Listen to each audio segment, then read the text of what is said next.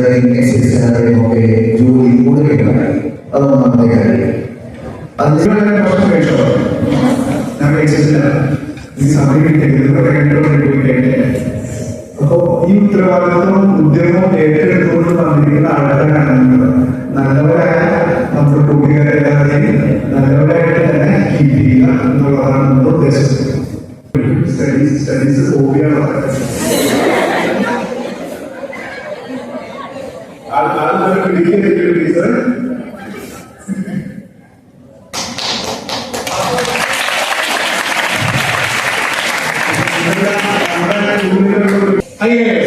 Indian administrative service അതാണ് ഏറ്റവും ടോപ്പായിട്ട് ഒരു വ്യക്തിക്ക് ഒരു ഇന്ത്യൻ ഗവൺമെന്റ് കിട്ടാവുന്ന ഒരു പോസ്റ്റ് സിവിൽ സർവീസ്.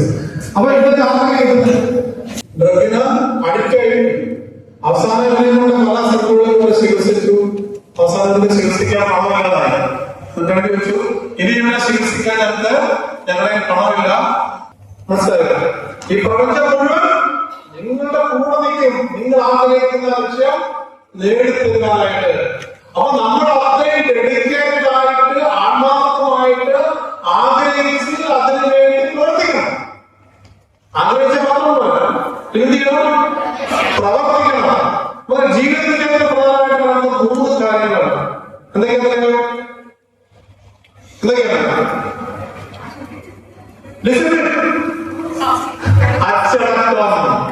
അച്ചടക്കമില്ലാതെ ഒന്നും ജീവിതത്തിൽ നടക്കാൻ പറ്റില്ല. അപ്പൊ നമ്മള് അച്ചടക്കമില്ലാതെ കണ്ടുവരുന്നില്ല. മദ്യപിക്കാൻ പരിപാടിക്കുന്നില്ല. നമ്മൾ നമ്മളെ കൺട്രോൾ ചെയ്യാൻ നമുക്കറിയാം. അതാണ് ഡിസിപ്ലിൻ. രണ്ടാമത്തെ കാര്യം എന്താണ്? Hard work. എന്താണ്? കഠിനാധ്വാനം. Hard work. മൂന്നാമത്തെ കാര്യം എന്താണ്? കൺസിസ്റ്റൻസി. അതാണ് എന്തായാലും സെൻസ് ഓഫ് എയിം. ലക്ഷ്യബോധം. നമുക്കൊരു ലക്ഷ്യബോധം വേണം. ഒരു ലക്ഷ്യം വേണം. ആ ലക്ഷ്യത്തിന് വേണ്ടി നിങ്ങൾ കഠിനാധ്വാനം ചെയ്യണം. അങ്ങനെ കഠിനാധ്വാനം ചെയ്യണം. എന്താണ് മനസ്സിലാക്കുന്നത്? ലക്ഷ്യബോധത്തോടുള്ള നീതിവർത്തനം. നിങ്ങൾക്കൊരു ലക്ഷ്യമുണ്ടെങ്കിൽ നിങ്ങളുടെ മനസ്സും ശരീരവും പൂർണ്ണമായിട്ട് അതിനെ ഡെഡിക്കേറ്റ് ചെയ്യണം. അപ്പോൾ നിങ്ങൾക്ക് വിജയിക്കാൻ കഴിയും. അപ്പോൾ മാത്രമേ വിജയിക്കാൻ കഴിയുള്ളൂ. അതിനാണ് നമ്മൾ നേരത്തെ പൗരപോലെ ആത്മനിഷ്ഠ നോവലിന്റെ മെസ്സേജ് എന്നാണ് പഠിച്ചു കഴിഞ്ഞത്. അപ്പൊ ഇതെല്ലാം പഠിപ്പിക്കുന്നത് എന്താണ്? നമുക്കൊരു ലക്ഷ്യം വേണം. ആ ലക്ഷ്യബോധത്തിന് വേണ്ടി നമ്മളെ പൂർണ്ണമായിട്ട് സമർപ്പിച്ചുകൊണ്ട് കഠിനാധ്വാനം ചെയ്യുക. ഈ പറയുന്ന തിന്മകളെ ഡ്രഗ്, സോഷ്യൽ മീഡിയയുടെ ഉപയോഗം, ഇങ്ങനെയുള്ള തിന്മകളെയൊക്കെ മാറ്റിയെടുക്കുക. നിങ്ങളെ സ്നേഹിക്കുക.